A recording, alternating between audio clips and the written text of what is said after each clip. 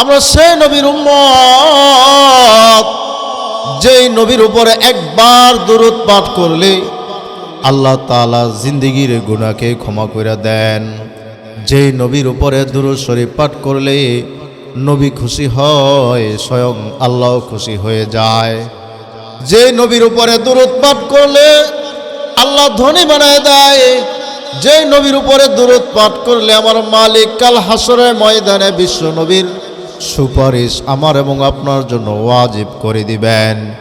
যে নবীর উপরে দুরূদ পাঠ করলে কাল হাসরের ময়দানে হাউজে কাউসারের পানি আমাকে আপনাকে পান করাবেন, এমন একজন নবীর উম্মত আল্লাহ আমাকে এবং আপনাকে বানায়া দুনিয়াতে পাঠাইলেন। আল্লাহু আকবার। আল্লাহ তাআলা পবিত্র কোরআনে বর্ণনা করেন, ও মানুষ শোনো, আমার একজন পয়গম্বর বিশ্বনবী মুহাম্মদুর রাসূলুল্লাহ সাল্লাল্লাহু আলাইহি ওয়াসাল্লাম, যাকে তৈরি না করলেই আমি কুল কায়নাত আসমান জমিন লৌহ কলম করছি, কোনো কিছুই আমি মালিক তৈরি করতাম না।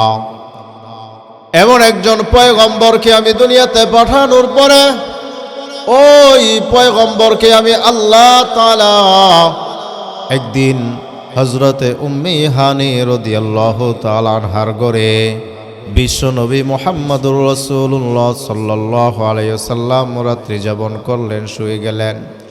এমন তো অবস্থায় আল্লাহর পক্ষ থেকে ডাক আসলো, আপনাকে আল্লাহ ডাকলেন আল্লাহর কাছে যাওয়ার জন্য, আল্লাহর ডাকে সাড়া দেওয়ার জন্য।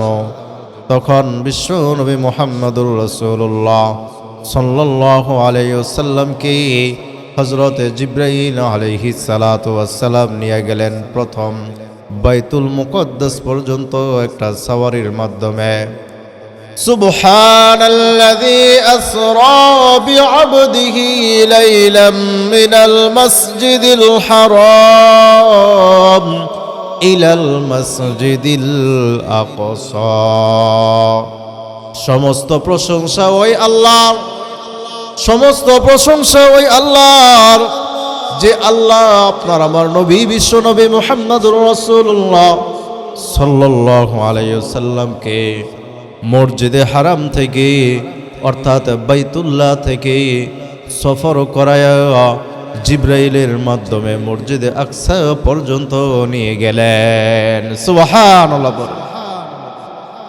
বিশ্বনবী মুহাম্মদুর রাসূলুল্লাহ সাল্লাল্লাহু আলাইহি ওয়াসাল্লাম বলেন, আমি মসজিদ আকসায় গিয়ে দেখি আল্লাহ বাবা হযরত আদম আলাইহিস সালাতু ওয়াস সালাম থেকে শুরু করে হযরত ঈসা আলাইহিস সালাতু ওয়াস সালাম পর্যন্ত যত নবী রাসূল দুনিয়াতে এসেছিলেন, প্রত্যেকটা নবী রাসূলদেরকে আল্লাহ তাআলা বাইতুল মুকদ্দাসের ভিতরে ঢুকায় দিলেন।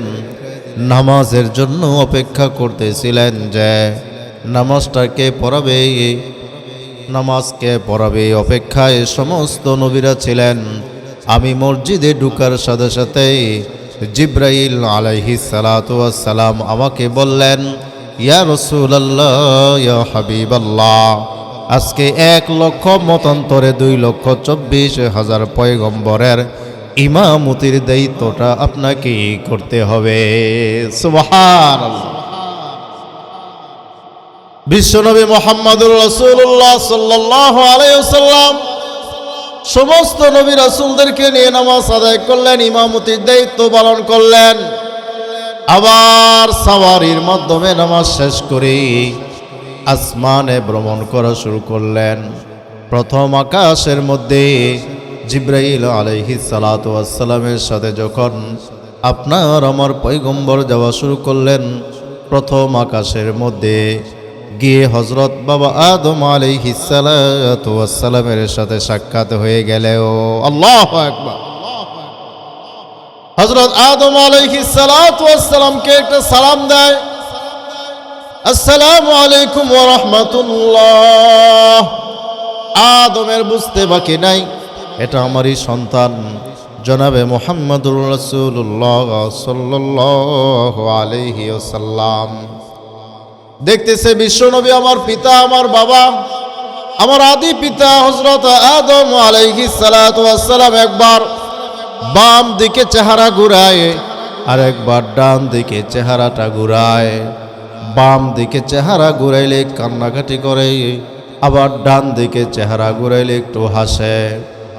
বিশ্বনবী মুহাম্মদুর রাসূলুল্লাহ সাল্লাল্লাহু আলাইহি ওয়াসাল্লাম জিবরাইল আলাইহিস সালাতু ওয়াস সালামকে বললেন, ভাই জিবরাইল, আমার আদি পিতা আদম একবার বাম দিকে চেহারা ঘুরায় কান্দে, আবার ডান দিকে চেহারা ঘুরায় হাসে, এর কারণটা কি আমাকে একটু খুলে বলো।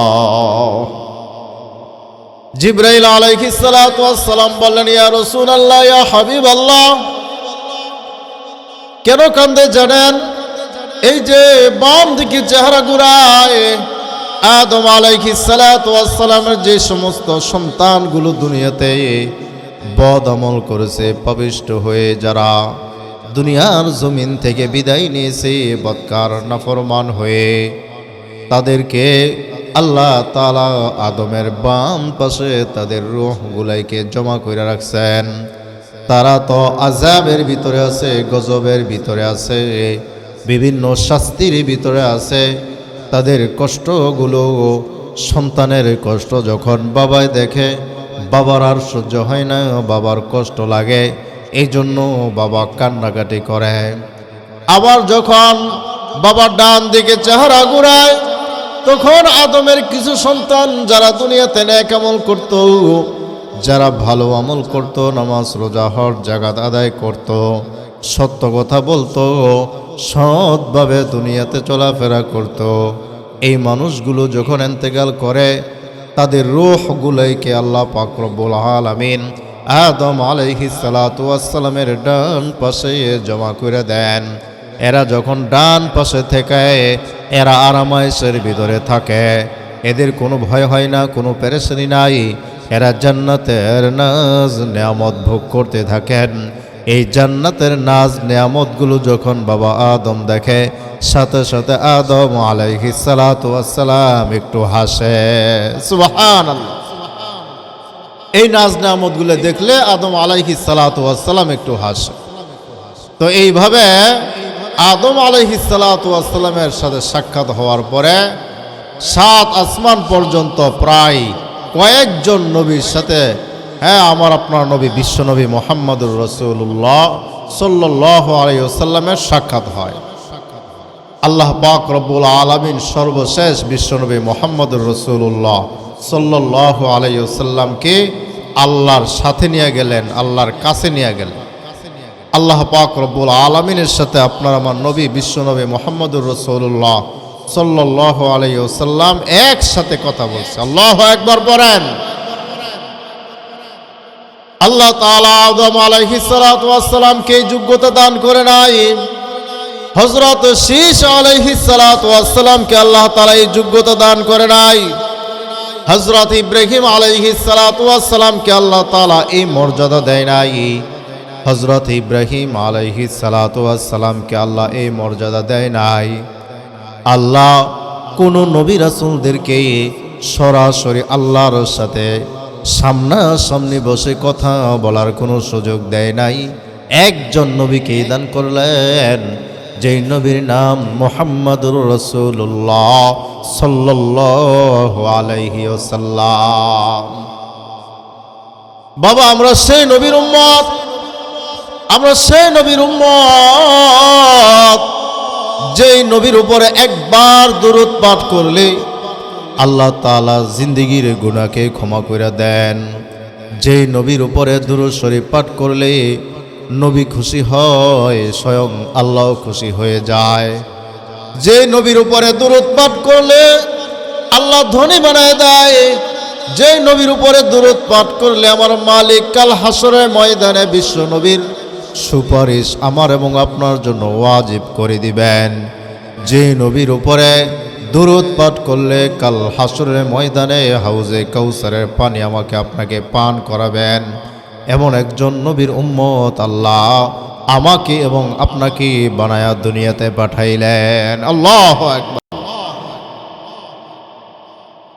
আদম আলাইহিস সালাতু ওয়াস সালামকে আল্লাহ যোগ্যতা দেয় নাই, বিশ্ব নবী মুহাম্মদুর রাসূলুল্লাহ সাল্লাল্লাহু আলাইহি ওয়াসাল্লামকে আল্লাহ বললেন, হে আমার দোস্ত পয়গম্বর, আপনি যে দুনিয়ার বুক থেকে ভ্রমণ করে পর্যন্ত আসলেন, বলেন আপনি যে আমার বন্ধু পয়গম্বর, ওগো পয়গম্বর, হে আমার বন্ধু, আমার দোস্ত, আপনি যে ভ্রমণ করে আমার এখানে আসলেন, আপনি একটু বলেন আপনি আমার জন্য কি হাদিয়া নিয়ে আসছেন। বিশ্বনবী মুহাম্মদুর রাসূলুল্লাহ সাল্লাল্লাহু আলাইহি ওয়াসাল্লাম বলেন, ইয়া আল্লাহ ইয়া আরহামার রাহিমিন, আপনি আমার রব, আমি আপনার গোলাম, আপনাকে হাদিয়া দেওয়ার মতো কোনো যোগ্যতা আমার নাই, তবে শোনেন আপনার জন্য এমন এক হাদিয়া নিয়ে আসছি, এটা ছাড়া দেওয়ার মতো আমার কোনো কিছু নাই। কি সেই হাদিয়া? বিশ্বনবী মুহাম্মদুর রাসূলুল্লাহ সাল্লাল্লাহু আলাইহি ওয়াসাল্লাম আল্লাহর কাছে তেলাওয়াত করতে শুরু করলেন, আল্লাহ আত-তাহিয়াতু লিল্লাহি ওয়াস-সালাওয়াতু ওয়াত-তাইয়্যিবাত, আসসালামু আলাইকা আইয়ুহান নাবিয়্যু ওয়া রাহমাতুল্লাহি ওয়া বারাকাতুহু, আত-তাহিয়াত লিল্লাহ। আমার শারীরিক মানসিক দৈহিক আমার জবান দিয়ে, হাতের দ্বারা, কাজের দ্বারা, ভাব ভঙ্গিমার দ্বারা যত ইবাদত আমি করি, ওগো মালিক, প্রত্যেকটা ইবাদত একমাত্র তোমার জন্য। সুবহানাল্লাহ। এটাই আমার হাদিয়া, এটা ছাড়া আমার কাছে কোনো পুঁজি নাই, এটা ছাড়া আমার কাছে কোনো সম্পদ নাই। আমার কাছে একটাই পুঁজি, আমি শারীরিকভাবে যে ইবাদত করি এটা তোমার জন্য, আমি জবান দিয়ে যে তাসবিহ তাহলিল পাঠ করি এটা তোমার জন্য, আমি যে রুকু দেই এটা তোমাকে দেই, আমি যে সেজদা দেই এটাও তোমাকে আমি দেই, আমি জবান দিয়ে যা ইবাদত করি সব তোমার জন্য। লিল্লাহ, আত-তাহিয়াতু লিল্লাহ ওয়াস-সালাওয়াতু ওয়াত-তাইয়্যিবাত, আমি যত নামাজ আদায় করি সব তোমার জন্য, আমি যত ভালো কাজ করি সব তোমার জন্য, আমি যত দান সদকা করি সব তোমার জন্য। ওয়াত-তাইয়্যিবাত, যত ভালো কাজ করি সব তোমার জন্য।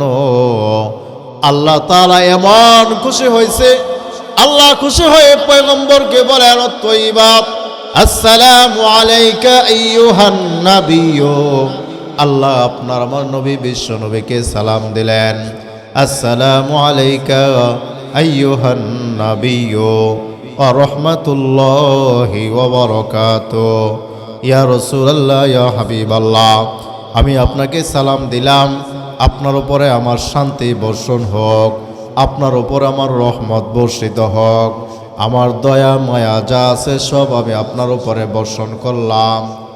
আপনার আমার নবী বিশ্ব নবী মুহাম্মদুর রাসূলুল্লাহ সাল্লাল্লাহু আলাইহি ওয়াসাল্লাম ওই মেরাজে গিয়ে দুনিয়ার সব কিছু পাওয়ার পরেও, জান্নাতের সব নাজ নেয়ামত পাওয়ার পরেও, মালিককে পাওয়ার পরেও আমার এবং আপনার মতো গুনাহগারকে কিন্তু ভুলে নাই। আল্লাহু আকবার। আমার এবং আপনার মতো পবিত্র বান্দাদেরকে কিন্তু ভুলে নাই, আমার এবং আপনার মতো গুনাহগার উম্মতকে কিন্তু বিশ্বনবী ভুলে নাই।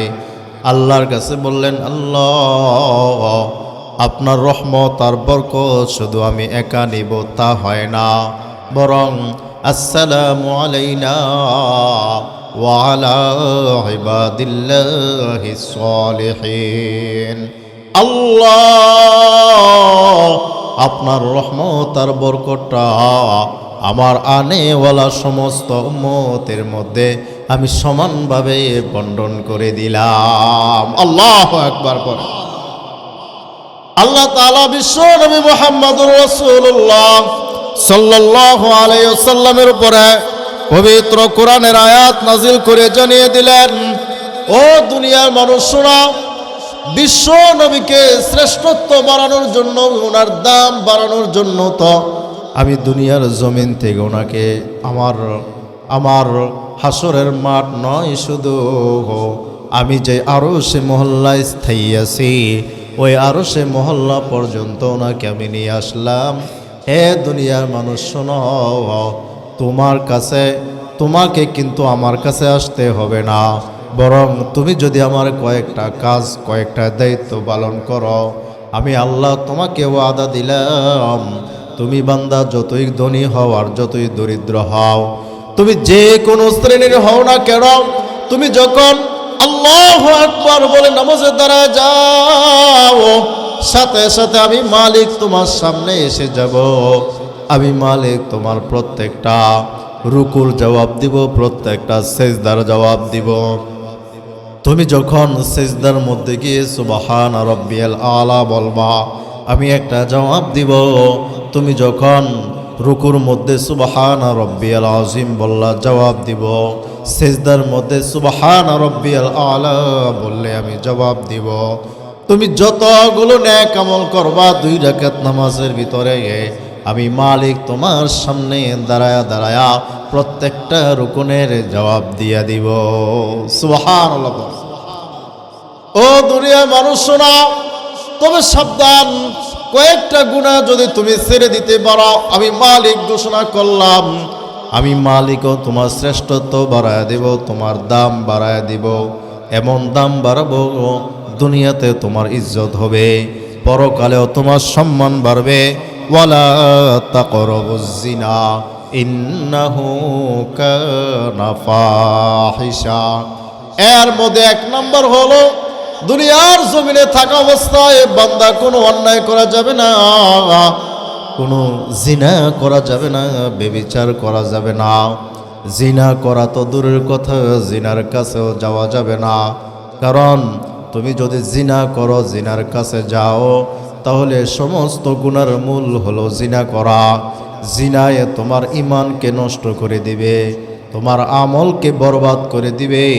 এই জন্য বান্দা এই গুনাহটার কাছেও কিন্তু তুমি যেও না। ওয়ালা তাকরাবুজ জিনা ইন্নাহু কানা ফাহিশা ওয়া সাআ সাবিলা। ও বান্দা, জিনা বড় মারাত্মক, এটা বড় অশ্লীল কাজ, ফাহিশা কাজ, এটার মধ্যে যাইও না, এটা বড় মারাত্মক গুনাহ।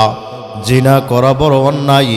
তারপর ওয়ালা তাকতুলুন নাফসাল্লাতী হারামাল্লাহু ইল্লা বিল হক। মানুষ দুনিয়াতে বসবাস করবা, আরাম-আয়েশে থাকবা, সুখ শান্তিতে থাকবা। দুনিয়ার জমিনে মানুষের সাথে মারামারি করিও না, এটাও মন্দ, এটাও ভালো না, এটা বড় জঘন্য। মারামারি করতে নাই, বরং মারামারি কইরা কাউকে হত্যাও করিও না।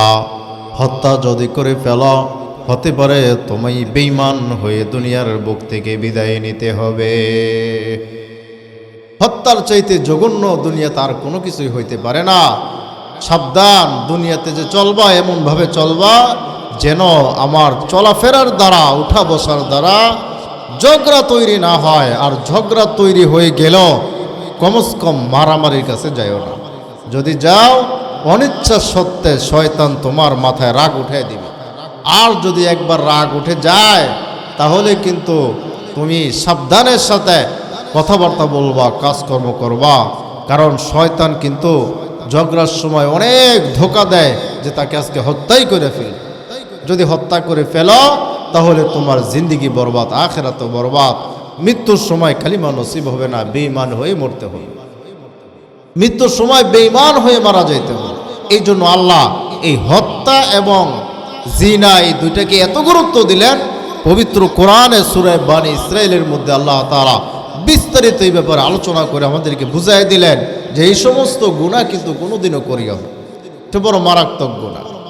তারপরে দেখেন আল্লাহ তাআলা কি বলেন, ওয়ালা তাকতুলুন নাফসাল্লাতী হারামাল্লাহু ইল্লা বিল হক ওয়া মান কুতিলা মাজলুমান ফাকাদ জাআলনা লিওয়ালিয়িহি সুলতানান ফালা ইউসরিফ ফিল কতল ইন্নাহু কানা মানসুরা ওয়ালা তাকরাবু মালাল ইয়াতীমি ইল্লা বিল্লাতী হিয়া আহসানু হাত্তা ইয়াবলুগা আশুদ্দা। ও দুনিয়ার মানুষ শোনাও, কোন এতিম বাচ্চাদের উপরে এতিমের মাল আত্মসাৎ করিও না, এতিমের উপরে কোনো জুলুম করিও না। ওয়া আউফু বিল আহদ, যখন যে ওয়াদা দিবা ওয়াদাগুলাই ঠিক রাখবা। ওয়াদা ভঙ্গ যদি তুমি করো মুনাফিকের পরিচয় হয়ে যাবে, কারণ মুনাফিকের 3টা পরিচয় আছে। এর মধ্যে 1 নম্বর পরিচয় হলো মানুষকে মিথ্যা ওয়াদা দেওয়া। শুধু শুধু ওয়াদা দিয়ে মানুষকে একটা বিপদের মধ্যে ফেলানো, এটা বড় খারাপ, এটা বড় মন্দ। বরং তুমি যতটুকু পারবা ততটুকুই বলো। এর চাইতে বাড়িয়ে বললে সমাজে তোমাকে মানুষ মুনাফিক বলবে। এই জন্য আল্লাহ বলেন ওয়াউফু বিল আহদ, তোমার ওয়াদা তুমি ভঙ্গ করিও না, বরং ওয়াদা যা দিবা তা কিন্তু ঠিক রাখবা। এটা যে কোনো বিষয়ে ওয়াদা হতে পারে। বন্ধু বন্ধুকে প্রতিশ্রুতি দিতে পারে, ভাই ভাইকে ওয়াদা দিতে পারে, মা তার সন্তানকে ওয়াদা দিতে পারে, সন্তান মা বাবাকে ওয়াদা দিতে পারে। যে হালাল জিনিসের ওয়াদা একবার দিবে, সেই ওয়াদা অবশ্যই রক্ষা করা আমার এবং আপনার জন্য জরুরি। আল্লাহু আকবার বলেন। وأوفوا الكيل إذا كلتم وزنوا بالقسطاس المستقيم ذلك خير وأحسن تأويلا। আল্লাহ তাআলা বলেন ওয়ালা তাকফু মা লাইসা লাকা বিহি ইলম, ও বান্দা, যে বিষয়ে কোনো ধারণা নাই, যে বিষয়ে কোনো তোমার জ্ঞান নাই, সেই বিষয়টা নিয়ে নাড়াচাড়া করিও না। যে বিষয়ে জ্ঞান নাই ওই বিষয়ে যদি কথা বলতে যাও তাহলে কিন্তু সমস্যা তৈরি হবে, ফিতনা তৈরি হয়ে যাবে, তুমি কিন্তু সমাধান করতে পারবা না। ইন্নাস সামআ ওয়াল বাসরা ওয়াল ফুআদা কুল্লু উলাইকা কানা আনহু মাসউলা। ও বান্দা শোনো, তোমার যে বিষয়ে জ্ঞান নাই সেই বিষয়ে যদি কথা বলতে যাও, ওই কথাটা যদি রং হয়, ভুল হয়, তাহলে কিন্তু সাক্ষী হয়ে গেল। কি সে সাক্ষী? আল্লাহ বলেন ইন্নাস সামআ ওয়াল বাসরা ওয়াল ফুআদ, তোমার চক্ষু, তোমার অন্তর, তোমার কান, সবগুলোকে আমি হাসরের ময়দানে জিজ্ঞেস করব। যদি কোনো ভুল হয়, এই ভুল তথ্যটাও কিন্তু হাসরের ময়দানে বের হয়ে যাবে। আল্লাহু আকবার। তোমার কাছ থেকে সব জিনিসের হিসাব নেওয়া হবে ওই সময়। তোমার চোখের হিসাব নেওয়া হবে, জবানের হিসাব নেওয়া হবে, তোমার শরীরের অঙ্গ প্রত্যঙ্গের হিসাব নেওয়া হবে। সব জিনিসের হিসাব কিন্তু মালিক আমি তোমার কাছ থেকে নিব।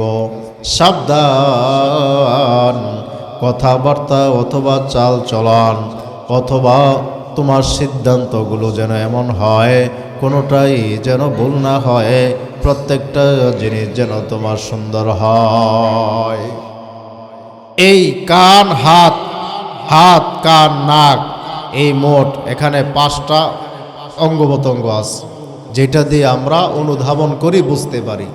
যেমন আমাদের হাত, এই হাত দিয়ে আমরা যখন ঠান্ডা গরম এগুলো আমরা ধরি, তখন আমরা বুঝতে পারি যে এই জিনিসটা আসলে ঠান্ডা, এটা গরম। এটাকে বলা হয় ত্বক। জিহ্বা, কর্ণ, নাসিকা, ত্বক, এই 5টাকে বলা হয় পঞ্চ ইন্দ্রিয়। এই 5 জিনিসের মাধ্যমেই বান্দা মোটামুটি দুনিয়াতে চলাফেরা করে। এই 5 জিনিসের জ্ঞান নিয়েই বান্দা দুনিয়াতে চলে। এই জন্য এটাকে বলা হয় পঞ্চ ইন্দ্রিয়। জিহ্বা, কর্ণ, নাসিকা, ত্বক। জিহ্বা, তারপরে কান, তারপরে নাক, তারপরে হলো ঘ্রাণ, আরেকটা হলো আপনার এই আমরা যেইভাবে কথাবার্তা বলি, কথার একটা শক্তি। এইভাবে 5টা, এই 5 শক্তি দিয়ে কিন্তু দুনিয়াতে আমি এবং আপনি চলাফেরা করি।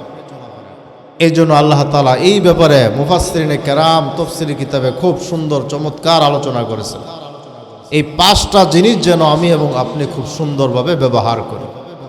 ওই জবান এমন এক জিনিস, এই জবানের হেফাজত যদি আপনি এবং আমি করতে পারি, বিশ্বনবী মুহাম্মদুর রাসূলুল্লাহ সাল্লাল্লাহু আলাইহি ওয়াসাল্লাম বলেন 18 নং পারায় সূরা মুমিনুনের মধ্যে আল্লাহ তাআলা বলেন, আল্লাহর নবীর এক হাদিসও আছে যে কেউ যদি তার লজ্জাস্থানকে সে হেফাজত করতে পারে এবং তার দুই ঠোঁটের মাঝখানের জিহ্বাকে যদি হেফাজত করতে পারে, তাহলে হাসরের ময়দানে আমাকে আপনাকে জান্নাতে নেওয়ার জন্য আপনার আমার নবী যথেষ্ট। সুবহানাল্লাহ।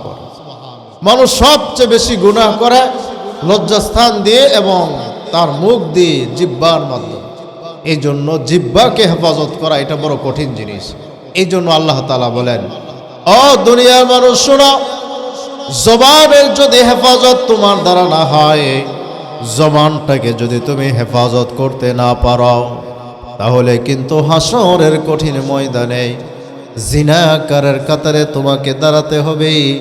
গীবত শিকায়াতকারী যে ব্যক্তি করলো এর কাতারে তোমাকে দাঁড়াতে হবে।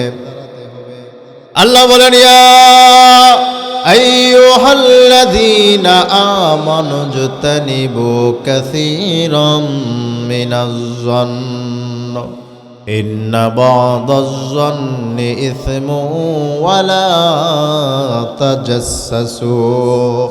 দুনিয়ার মানুষ শোনো, দুনিয়াতে এমন কিছু গুনাহ আছে যেই গুনাহগুলো শুধু ধারণার মাধ্যমে হয়ে থাকে।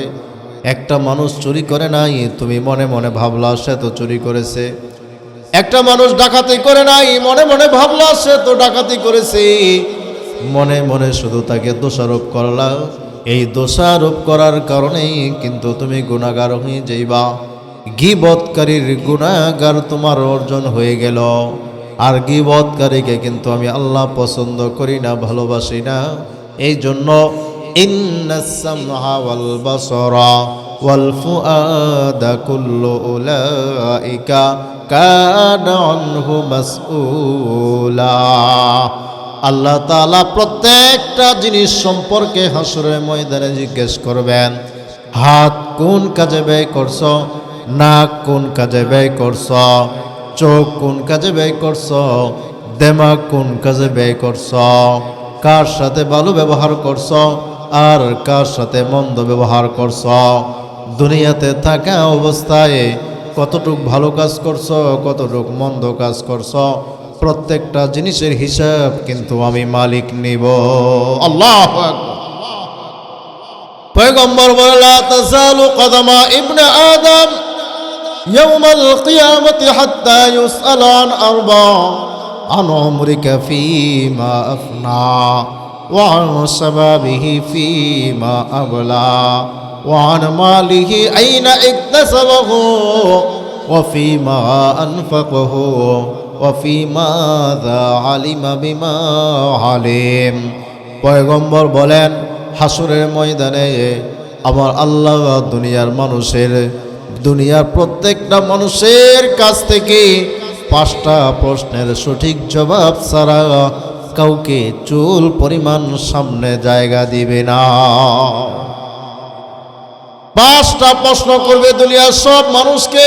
ইন্নাস সামআ ওয়াল বাসার ওয়াল ফুআদা কুল্লু উলাইকা কানা আনহু মাসউলা।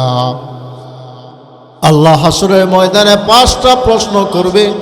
ও বান্দা, যদি হিম্মত হয়, সাহস হয়, তাহলে এই 5টা সঠিক প্রশ্নের জবাব দিয়ে কিন্তু আজকে তোমাকে যেতে হবে। ও দুনিয়ার মানুষ শোনো, আল্লাহ আমাকে এবং আপনাকে দুনিয়াতে পাঠাইছেন আল্লাহর দাসত্ব আর গোলামি করার জন্য। আল্লাহর দাসত্ব আর গোলামি যদি আমার এবং আপনার দ্বারা না হয়ে কোনো গুনাহ হয়ে যায়, তাহলে বাঁচার কোনো সুরত নাই। আমি এবং আপনি কিভাবে চলবো? আল্লাহ বলেন, ওয়া ইবাদুর রহমানিল্লাযীনা ইয়ামশুনা আলাল আরদি হাওনা ওয়া ইযা খাতাবাহুমুল জাহিলুনা ক্বালু সালামা ওয়াল্লাযীনা ইয়াবিতুনা লিরাব্বিহিম সুজদান ওয়া কিয়ামা والذين يقولون ربنا اصرف عنا عذاب جهنم إن عذابها كان غراما। দুনিয়াতে কিভাবে চলবা সেই দিক নির্দেশনাটা আমি আল্লাহ তোমাকে কিন্তু দিয়ে রাখলাম। ও বান্দা শোনো, 1 নাম্বার, তুমি যখন নামাজ আদায় করবা নামাজ আদায়ের পরে রাত্রিবেলা ঘুমায়, দুনিয়ার সব মানুষ ঘুমায়, পশু পাখিগুলোয় ঘুমায়, দুনিয়ার সবগুলো নির্জন হয়ে গেল, কোনো কোলাহল নাই, কোনো আলোচনা নাই। রাত্রের 1/3 তুমি কিন্তু ঘুম থেকে উঠবা, ঘুম থেকে ঠান্ডা পানি দ্বারা উজু করে, ঘুম থেকে উঠে ঠান্ডা পানি দিয়ে উজু করে আমি মালিকের কাছে দাঁড়ায় যাইবা। ওয়াহিবাদুর রহমানিল্লাযীনা ইয়ামশুনা আলাল আরদি হাওনা ওয়া ইযা খাতাবাহুমুল জাহিলুনা ক্বালু সালামা। রাত্রিবেলা ঘুম থেকে উঠে তাহাজ্জুদের নামাজ পড়ব বান্দা, আমি আল্লাহ তোমার দিলের মধ্যে শান্তি দিব। তুমি দরিদ্র ছিলে, আমি তোমাকে ধনী বানায় দিব। তুমি তাহাজ্জুদের নামাজ আদায় করবা, তোমার যত অভাব আছে আমি আল্লাহ দূর করে দিব। তোমার রোগ জীবাণু ছেড়ে দিব, তোমার শত সমস্যাগুলো আমি ছেড়ে দিব। তোমার কোনো অসুবিধা নাই, তোমার কোনো ভয় নাই। তবে সাবধান, তুমি যে তাহাজ্জুদ পড়বা, তোমাকে নিয়ে কিন্তু মানুষ হাসি তামাশা করবে, মজা করবে, বলবে এতদিন কোনো নামাজ পড়ে নাই, রোজা রাখে নাই।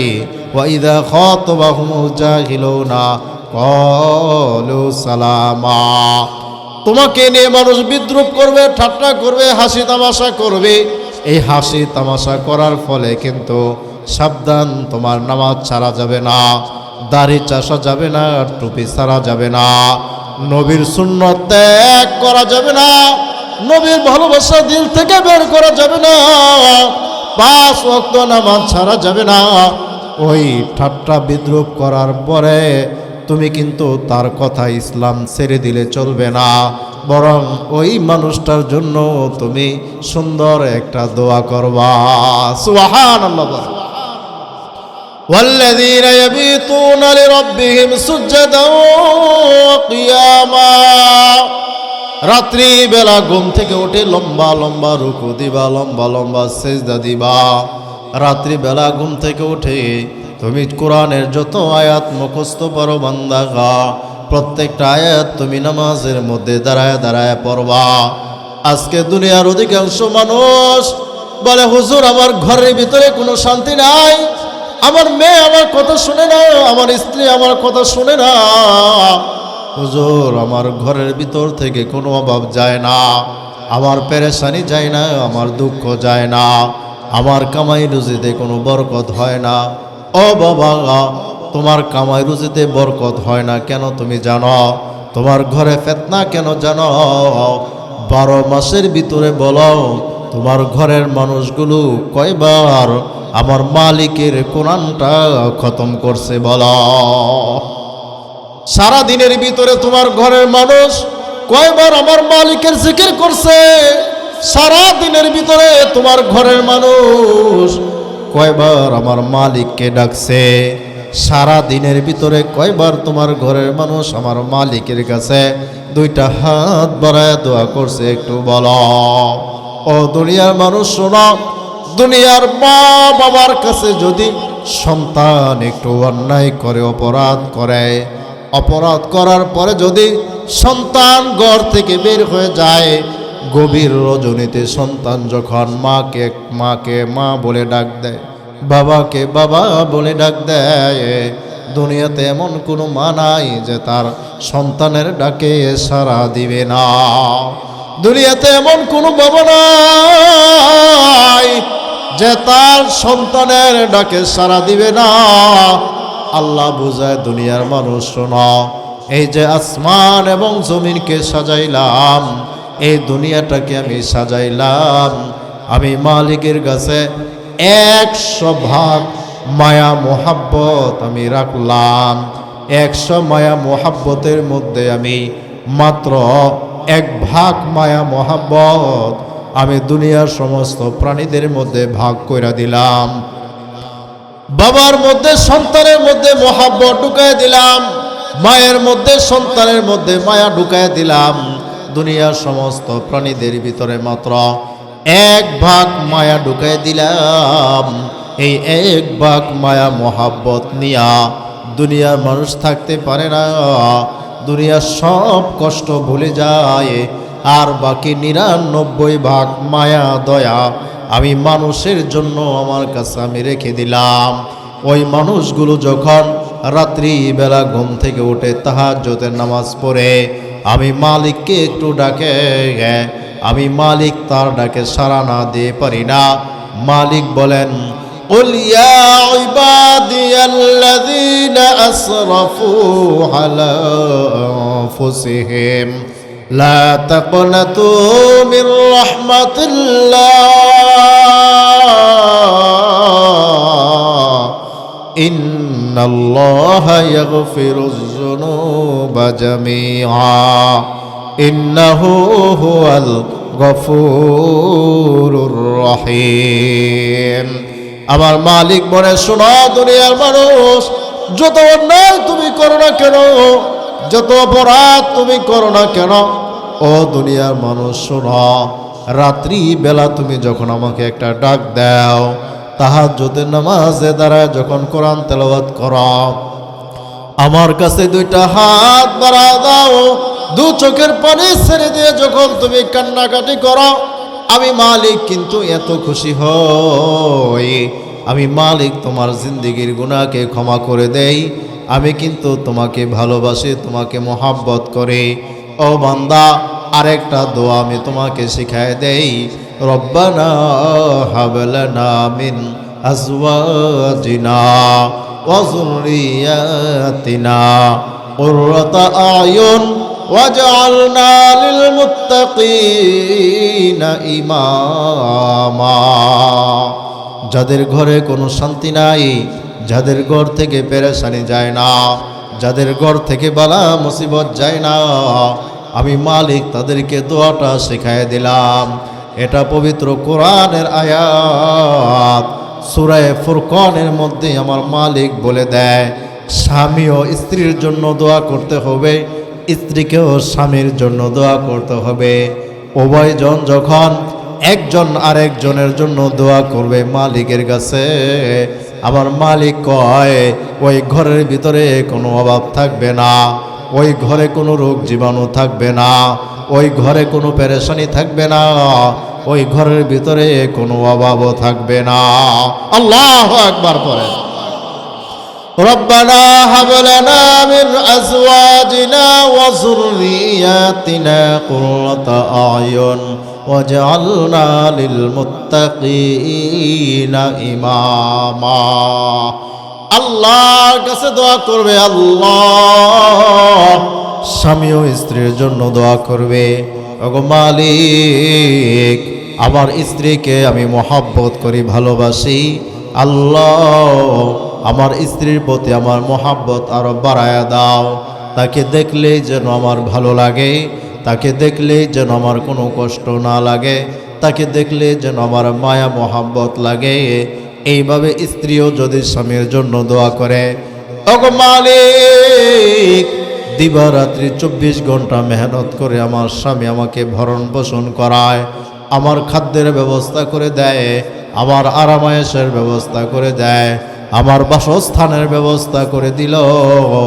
ওগো মালিক, যেই স্বামী আমার জন্য অক্লান্ত মেহনত মুজাহাদা করলো, ওই স্বামীকেও তুমি ক্ষমা করে দাও, ওই স্বামীকে মাফ করে দাও, তাকে দেখলে যেন আমার ভালো লাগে, তার মোহাব্বত আমার দিলে ঢুকায়া দাও। এইভাবে যখন স্বামী এবং স্ত্রী আল্লাহর কাছে দোয়া করবে, আমার মালিক কয় ওই ঘরের ভিতরে কোনো অশান্তি হবে না, ওই ঘরের ভিতরে কোনো পেরেশানি হবে না, ওই ঘরের ভিতরে কোনো দুঃখ দুর্দশা আসবে না। খলিফাতুল মুসলিমিন হযরতে ওমরে ফারুক রাদিয়াল্লাহু তাআলা আনহু অর্ধ পৃথিবীর শাসক ছিলেন, এত তাকতওয়ালা মানুষ ছিলেন, আল্লাহর দাসত্ব আর গোলামি করে কিন্তু অর্ধ পৃথিবীটা শাসন করলেন, দিলের ভিতরে কোনো ভয় ছিল না। আল্লাহু আকবার বলেন। বিভিন্ন শহরের থেকে বিভিন্ন মানুষ, গ্রাম থেকে বিভিন্ন মানুষ খলিফাতুল মুসলিমিনের দরবারে আসতো, আমিরুল মুমিনের কাছে আইসা বিভিন্ন বিচার সালিশ করত। আমিরুল মুমিনিন হযরত ওমরের কাছে একজন সাহাবী আসছে, সাহাবী ঘরের ভিতরে ঢুকে নাই, বাড়ির আঙিনায় দাঁড়ায় ডাক দিছে, এ খলিফাতুল মুসলিমিন, আমিরুল মুমিনিন, আপনি বাড়িতে আছেন কিনা? ডাক দিবে এই মুহূর্তে শুনে ঘরের ভিতরে একজন মহিলা আমিরুল মুমিনিন হযরত ওমরে ফারুক রাদিয়াল্লাহু তাআলা আনহুর সাথে একটু জোরে জোরে কথা বলতেছে। মনে মনে ভাবলেন, আমি তো ওমরের কাছে একটা বিচার নিয়ে আসছি। বিচারটা হলো আমার স্ত্রী আমার কথা শুনে না, আমার অবাধ্য, আমার হুকুম মানে না। আমি ওমরের কাছে আসলাম যেন আমার এই সমস্যাটা সমাধান করে দেয়, আমার স্ত্রী যেন আমার কথা শুনে। কিন্তু বাড়ির আঙিনায় দাঁড়ায় দেখে যে অর্ধ পৃথিবীর শাসক, যে অর্ধ পৃথিবীটাকে রাজত্ব করে, তার ঘরের ভিতরে স্ত্রী তার সাথে একটু রাগ হইয়া কথা বলতেছে। ওই মুসাফির সাহাবী দাঁড়ায়া আর বেশিক্ষণ অপেক্ষা না করে কয়, এই লোকের কাছে বিচার দিয়ে কোনো লাভ নাই, কারণ যে ব্যক্তি নিজের ঘরের স্ত্রীকে সামলাইতে পারে না, সে আবার আমার বিচার ব্যবস্থা কিভাবে করবে আমার বুঝে আসে না। সাথে সাথে কথা চিন্তা কইরা আবার তার বাড়ির দিকে রওনা দিছে। খলিফাতুল মুসলিমের ঘর থেকে বের হয়ে কয়, ও মুসাফির ভাই, এটা ডাক দিলা, ডাক দেওয়ার পরে আমাকে বললা না তুমি কেন আসলা, কি কারণে আসলা, না বলে চলে যাও, তুমি একটু বলো। সাহাবী কয়, আমিরুল মুমিনিন, আপনার কাছে তো আসছিলাম, আমার বাড়িতে আমার স্ত্রী আমার কথা শুনে না, তার সাথে দিবারাত্রি 24 ঘন্টা আমার ঝগড়া বেঁধে থাকে, আমার ঘরের ভিতরে কোনো শান্তি নাই, অশান্তি যায় না। কিভাবে আপনার কাছে বিচার দায়ের করি? আমি এসে যে দৃশ্যটা দেখলাম, আপনার স্ত্রী হয়ে কিভাবে আপনার সাথে রাগারাগি করতেছে, ভাবলাম আপনার কাছে বিচার দিয়ে কোনো লাভ নাই, তাই চলে যাচ্ছি। খলিফাতুল মুসলিমিন তারে টান দিয়ে হাতের মধ্যে ধরে কয়, ও মিয়া, কার ব্যাপারে এত অভিযোগ করো? স্ত্রীদের ব্যাপারে এত অভিযোগ?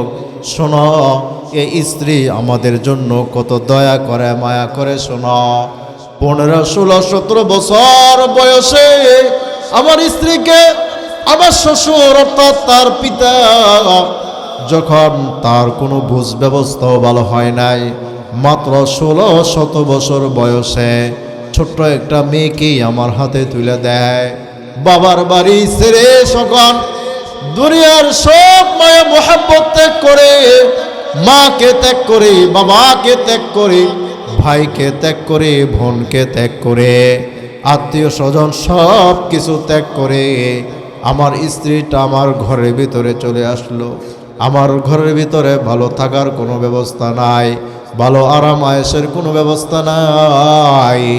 মাত্র 16-17 বছর বয়সে আমার বাড়িতে আসার পরে, যে মেয়েটা বাবার বাড়িতে কোনোদিন কাজ করে নাই, কোনোদিন রান্না করে নাই, কোনোদিন মাছ কাটে নাই, কোনোদিন কৃষি কাজ করে নাই, কোনোদিন হাইওয়ান জানোয়ার গরু বাছুর এইভাবে লালন পালন করে নাই, আজকে সেই স্ত্রীটা আমার ঘরের ভিতরে এসে দিবা রাত্রি 24 ঘন্টা আমার খাদেমার মতন, আমার সেবিকার মতো আমার খেদমত করে যাচ্ছে। আমার বাড়িতে এমনভাবে আমার কাজকর্ম করে যায়। ওই স্ত্রীর ব্যাপারে আবার কি অভিযোগ থাকতে পারে? ওই স্ত্রীর ব্যাপারে আমার কোনো অভিযোগ নাই। এত কাজ যদি সে আমার জন্য করতে পারে, তাহলে আমি আমিরুল মুমিনিন খলিফাতুল মুসলিমিন হযরত ওমর বলে দিলাম, আমি আমার স্ত্রীর ব্যাপারে কোনো অভিযোগ নাই। আল্লাহু আকবার বলেন। খলিফাতুল মুসলিমিন বলেন, হে দুনিয়ার মানুষ শোনো, শুধু স্ত্রীর দোষ তালাশ করলে কিন্তু তুমি পুরুষ না, বরং তোমার মধ্যে কয়েকটা সিফত আর কয়েকটা গুণ তুমি অর্জন করবা। এই গুণগুলো তুমি নিচে আগে অর্জন করো, দেখবা তোমার ঘরটা এমনিতেই সুন্দর হয়ে যাবে। আল্লাহু আকবার। লা হাওলা ওয়ালা কুওয়াতা ইল্লা বিল্লাহিল আলিয়্যিল আযীম। আল্লাহ তাআলা শিখিয়ে দিলেন, রব্বানা হাব লানা মিন আজওয়াজিনা ওয়া যুররিয়াতিনা কুররাতা আয়ুন ওয়াজআলনা লিল মুত্তাকিনা ইমামা। আল্লাহ শিখায় দিলেন, দুনিয়ার মানুষ শোনো, স্ত্রীকে যদি তোমার নেককার বানাইতে হয়, দিনদার পরহেজগার বানাইতে হয়, যদি শান্তির ব্যবস্থা করতে হয়, তাহলে কিন্তু তোমার কয়েকটা সিফত অর্জন করতে হবে। সেই সিফতের মধ্যে একটা সিফত হলো, একটা গুণ হলো, রাত্রিবেলা তাহাজ্জুদের নামাজ পড়ে আমি মালিকের কাছে দুইটা হাত বাড়ায় দিবা। আল্লাহু আকবার। আর তাহাজ্জুদ নামাজ পড়লে তোমার কি ফায়দা জানো নি? আমাদের উলামায়ে কেরাম, আমাদের বুজুর্গরা বলতেন, দুনিয়ার শত হাজারো মানুষ ধনী হওয়ার জন্য প্রতিযোগিতা করে, সকাল থেকে সন্ধ্যা পর্যন্ত, আবার সন্ধ্যা থেকে সকাল পর্যন্ত কত মুজাহাদা করে ধনী হওয়ার জন্য। 2-4টা পয়সা উপার্জন করার জন্য মানুষ কত কষ্ট করে, কি কথা ঠিক কিনা বলেন? আল্লাহ কয়, ও দুনিয়ার মানুষ শোনো, মাত্র 2-1টা আমল করবা, আমি আল্লাহ তোমাকে বিনা পরিশ্রমে ধনী বানায় দিব। এর মধ্যে একটা হলো তাহাজ্জুদের অভ্যাস করো। দ্বিতীয় নম্বর হলো বেশি বেশি সালাম দাও। বেশি বেশি সালাম দিলে আমি আল্লাহ তোমাকে ধনী বানায় দেব। 3 নম্বর হলো বেশি বেশি সদকা করো। গরিব অসহায় দুর্বল যারা আছে তাদেরকে কিছু সদকা করো, সদকা, তাদেরকে কিছু দান করো, আমি আল্লাহ ধনী বানায় দিব। সদকার মাধ্যমে আমি আল্লাহ তোমার জিন্দেগির গুনাহকে ক্ষমা করে দিব। সদকার মাধ্যমে আমি আল্লাহ তোমাকে ধনী বানায় দিব। তাহাজ্জুদের মাধ্যমে আমি আল্লাহ তোমাকে ধনী বানায় দিব। আর একটা কাজ করতে হবে, রমজানের রোজা ছাড়া বাকি 11 মাসের মধ্যে মাঝে মাঝে কিছু নফল রোজা রাখতে হবে। যদি নফল রোজা রাখো, আমি আল্লাহ তোমাকে ধনী বানায় দিব। সুবহানাল্লাহ বলেন। তাইলে কয়টা আমল? 4টা আমল। 1 নাম্বার হলো তাহাজ্জুদের আমল, 2য় নম্বর হলো সদকার আমল, 3য় নম্বর হলো বেশি বেশি সালাম দেওয়া, 4 নম্বর হলো নফল রোজা রাখা। এই 4টা আমল যদি করতে পারি, আল্লাহর ওয়াদা, মুফাসসিরিনে কেরাম বলেন, ওই ঘরের ভিতরে কোনো অশান্তি আসবে না, ওই ঘরের ভিতরে রোগ জীবাণু থাকবে না, ওই ঘরের মানুষ কোনো কষ্ট করবে না, আল্লাহ বরকতের দরজা খুলে দিবেন। সুবহানাল্লাহ। তাহলে তাহাজ্জুদের আমল করতে পারবো তো ইনশাআল্লাহ? এই আমল জারি করে দেন, দেখবেন আল্লাহ তাআলা বরকতের দরজা খুলে দিবে। আসলে আমাদের মধ্যে আমল নাই তো, আমরা চাই যে দুনিয়া এমনিতে অর্জন করে ফেলবো, আমল ছাড়া আমরা চাই দুনিয়া অর্জন করার জন্য, কিন্তু এত সহজ না যে দুনিয়া অর্জন করব আমল ছাড়া। এটা এত সহজ না, বরং আমল দিয়াই দুনিয়া জয় করতে হবে, আমল দিয়াই আল্লাহকে পাইতে হবে। আমল ছাড়া বিকল্প কোনো সুরত নাই। এই 4টা আমল করতে পারবো তো ইনশাআল্লাহ? ওয়াল্লাযীনা ইয়াবিতুনা লিরাব্বিহিম সুজদান ওয়া কিয়ামা ওয়াল্লাযীনা ইয়াকুলুনা রাব্বানা ইসরিফ আন্না আযাব জাহান্নাম ইন্না আযাবাহা কানা গরামা। ও দুনিয়ার মানুষ, তুমি শোনো, তুমি যখন তাহাজ্জুদের নামাজ পড়বা, তাহাজ্জুদের নামাজের পরে জাহান্নামের ভয়ে তুমি কানবা, জাহান্নামের ভয়ে 2 চোখের পানি ছেড়ে দিবা, কবরের আযাবের ভয়ে 2 চোখের পানি ছেড়ে দিবা। কবরের আযাবের ভয়ে তুমি যখন কাতর হয়ে থাকবা, আমি মালিক তোমার দিলটার দিকে তাকায়া থাকব, আমি মালিক তোমার অন্তরের দিকে তাকায়া থাকব, যা আসলেই প্রকৃতপক্ষে আমার বয়সে কান্নাকাটি করতেছে, প্রকৃতপক্ষে সে জাহান্নামকে ভয় করতেছে, প্রকৃতপক্ষে সে কবর আযাবকে ভয় করতেছে। যা আমি মালিক ঘোষণা করলাম, তোকে ক্ষমা করে দিলাম।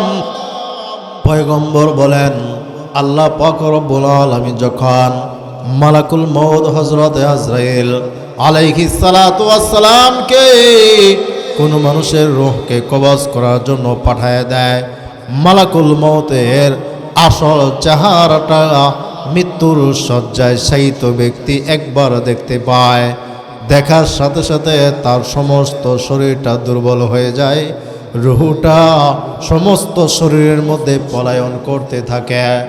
পবিত্র কোরআনে আল্লাহ বর্ণনা করে ইয়াসআলুনাকা আনির রূহ, কাফেররা নবীকে প্রশ্ন করলেন, ইয়া রাসূলুল্লাহ ইয়া হাবিবাল্লাহ, ইয়া রাসূলুল্লাহ ইয়া হাবিবাল্লাহ, আপনি একটু বলেন যে রূহ কি জিনিস, রূহটা কোথায় থাকে?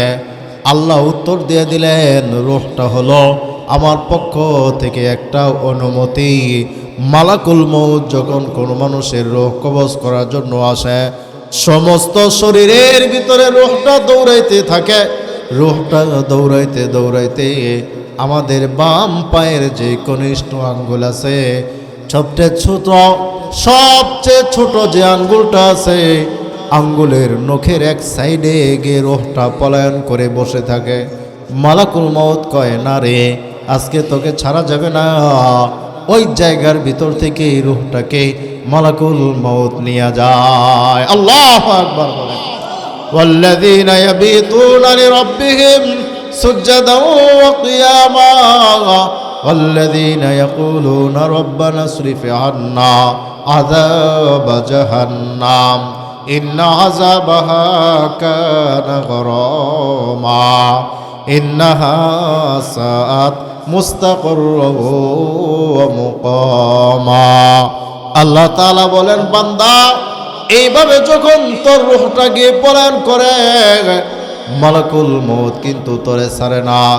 তারপরে তোর লাশ দাফনের পরে কিন্তু বদকার আর নাফরমান যদি হস, আমি মালিক দুই পাশের মাটিকে একটা আদেশ দিয়ে দেই, মিনহা খলাকনাকুম ওয়া ফিহা নুঈদুকুম ওয়া মিনহা নুখরিজুকুম তারাতান উখরা। আমি আল্লাহ বলে দিলাম, এই মাটি থেকে তোকে তৈরি করলাম, মাটির মধ্যে তোর বসবাস, সর্বশেষ এই মাটির মধ্যেই তোর স্থান। ও বান্দা, দুনিয়ার জমিনে চললি মাটির উপরে, বানাইলাম তোকে মাটি দিয়া, এন্তেকালের পরে তোকে মাটির উপরে রাখা হবে, গর্ত করে মাটির মধ্যে কিন্তু তোকে রাখবে। তবে সাবধান, আমল যদি ভালো না হয়, আমি মালিক কবরের দুই পাশের মাটিকে একটা আদেশ করে দিব, এ মাটি শোন, এই যে নাফরমান বান্দাকে আজকে কবরে রাখা হয়েছে, যতই দোয়া দুরূদ পড়া হোক না কেন, তার আত্মীয় স্বজন গুলো শুধু 40 কদম কবর থেকে দূরে যাইতে দেরি করবে, সাথে সাথে তাকে গ্রাস করবি। কেমন গ্রাস করবি জানো?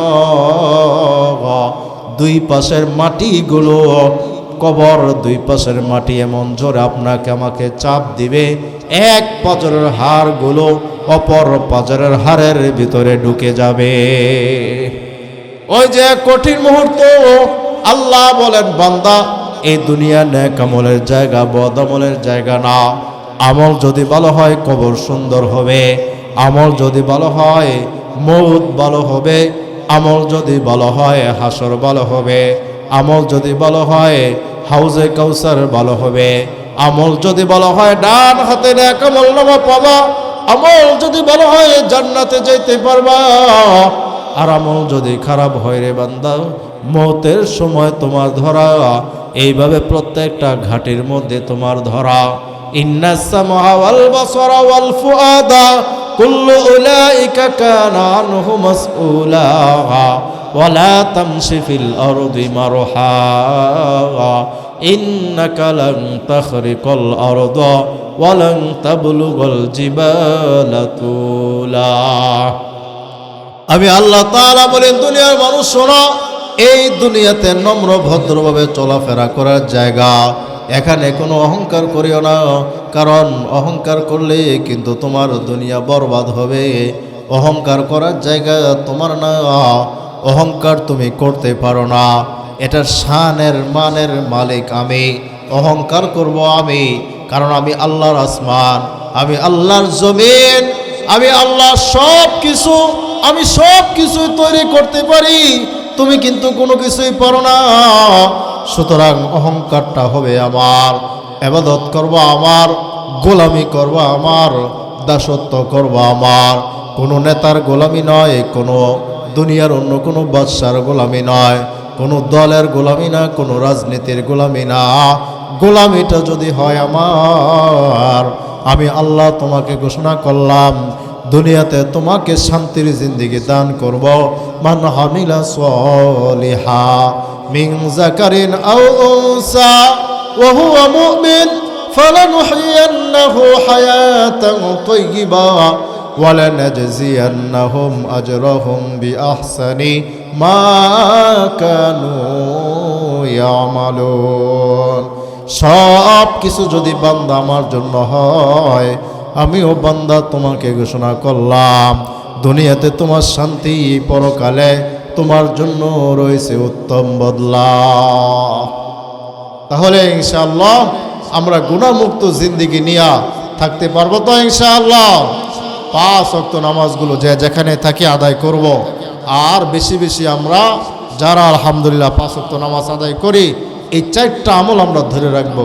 1 নম্বর তাহাজ্জুদের আমল, 2 নম্বর হলো বেশি বেশি সালাম দেওয়া, রদ্দুস সালাম ওয়া ইয়াদাতুল মারিজ ওয়া ইত্তিবাউল জানাজা ওয়া ইজাবাতুদ দাওয়া। নবী করিম সাল্লাল্লাহু আলাইহি ওয়াসাল্লাম হাদিসে বলেন, বেশি বেশি সালাম দিলে আল্লাহ তাআলা তাকে ধনী বানায় দেয়। বেশি বেশি সালাম দিলে আল্লাহ তাআলা তার জন্য বরকতের দরজা খুলে দেয়, দিলকে প্রশস্ত করে দেয়। সুবহানাল্লাহ পড়েন।